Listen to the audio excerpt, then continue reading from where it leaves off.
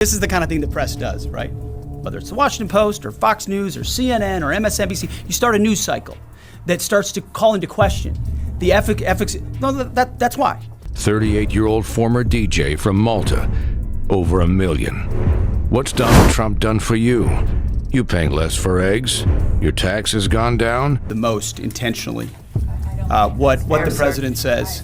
I'm familiar. You think we need to see that? Do you have a top secret clearance, sir? Eventually. What happens when you mix Trump's ego with moldy cheese and dirty diapers? The Lincoln Project found out, and the result was a meltdown so epic it practically wrote itself. Keep watching to see how one stinky ad managed to turn Trump into the internet's biggest punchline. Again, before we move on, I'd like to ask you a small favor. If you appreciate this content, please take a second to like this video and subscribe to the channel. Over 98% of you watch the videos without subscribing. It costs you nothing, but it makes a huge difference to us. So, did you click the subscribe button? Great. Thank you so much. Back to the video. What's the fastest way to make a billionaire furious? Apparently, all it takes is some trash, a whiff of moldy cheese, and a perfectly timed insult to his ego. Enter the Lincoln Project's latest masterpiece, the Limburger ad. Now, calling Trump thin-skinned isn't exactly breaking news, but this parody ad didn't just poke fun. It went for humiliation, with a side of juvenile humor that hit all the right notes. Picture this. The ad compares Trump to Limburger cheese, a stinky, infamous cheese that's impossible to miss if it's in the room. Not exactly Golden Arches energy, right?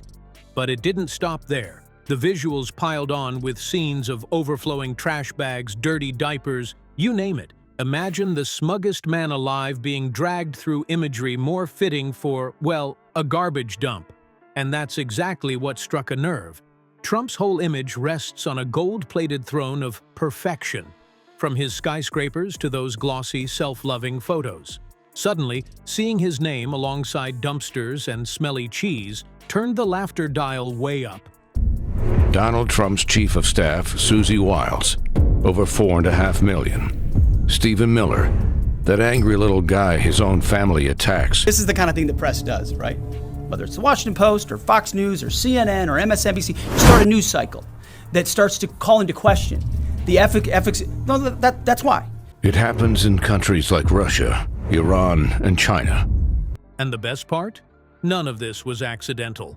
The ad included a cheeky nod to Kathy Griffin's now infamous burger joke, where she said Trump probably treats hamburgers better than people. Juvenile humor? Sure. But effective? Absolutely. Researchers have actually found that ridicule, especially humor targeted at the personal level, tends to stick in people's minds far longer than any boring policy critique could.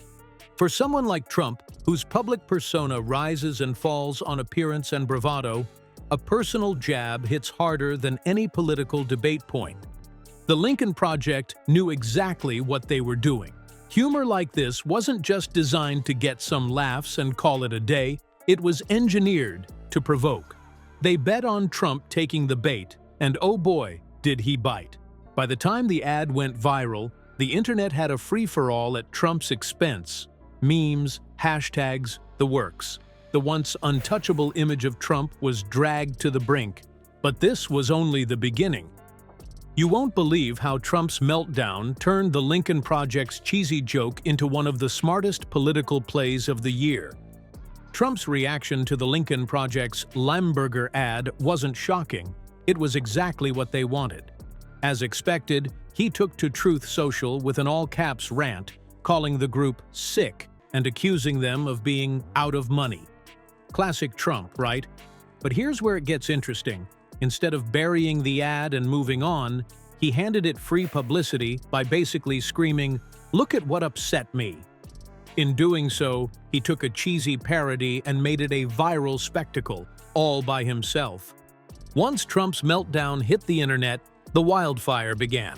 Hashtags like #TrumpSmells started trending, inspired by the ad's dumpster imagery and stinky cheese comparisons.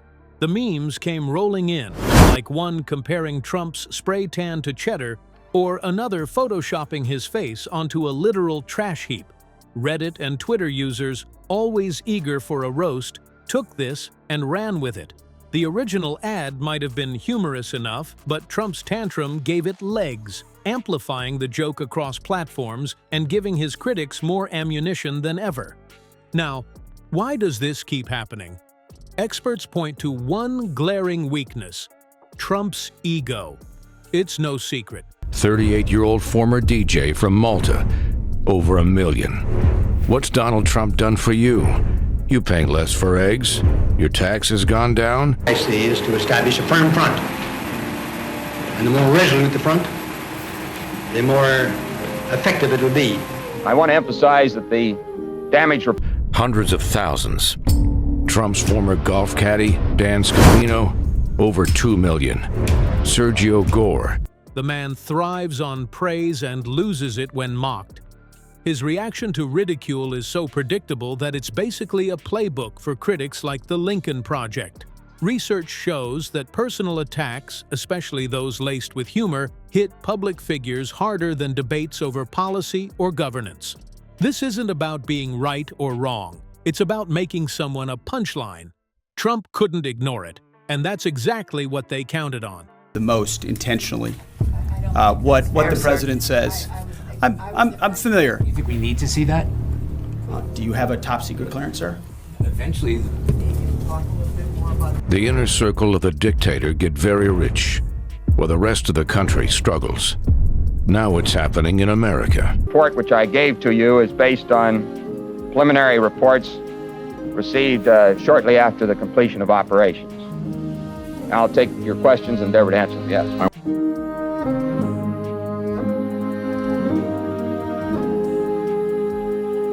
Only solution that I... Irony here is that Trump's attempt to undermine the Lincoln Project only made their ad bigger. His rants fueled millions of views, and by the time he'd finished typing, their job was done. Even more brilliant? The Lincoln Project didn't gloat or respond, they just let Trump's outrage carry the message further. And the internet, naturally, did the rest.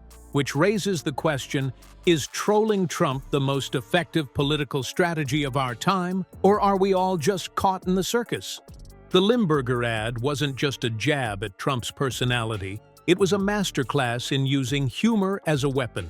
By zeroing in on his ego, the Lincoln Project reminded everyone that his greatest weakness isn't his policies, but his thin skin and obsession with image. And let's be real, watching Trump's meltdown was half the fun.